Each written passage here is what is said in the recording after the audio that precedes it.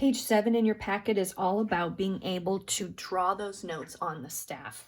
So place a note on each line showing a melody going upward. So the melody has to go upward, so we have to start low. It says on each line. So here we're going to keep using those whole notes. Give yourself a space. If you don't give yourself a space, it's going to get a little squishy and a little difficult to read. Those notes get too close to each other. You've got a lot of space. This is a nice size.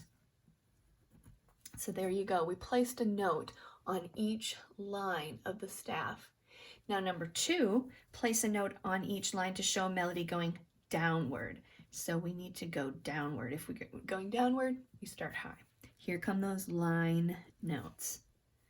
Now if you want more practice, you can go to page 20 and 21 in your packet, and you can keep practicing these if you feel that your notes are either sloppy or you're not quite where they need to be. Number 3, place a note in each space to show a melody going downward, downward. So again, we have to start high. Make sure those space notes are fully in the space. You're not dribbling over onto a line. Also use your finger for spacing. And then that final one, that shows a melody going downward. We can check it if we need to. All right. And now we're going to place a note in each space to show a melody going upward. So if we're going up, we have to start low. We're in the spaces. It's okay if you have your notes kind of close to each other, but, you know, work on it, seeing what it looks like. And then starting with the first line, place a note on every line and space until you get to the last line.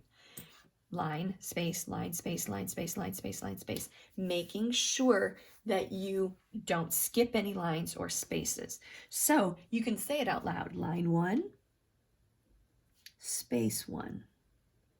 Line 2, space 2.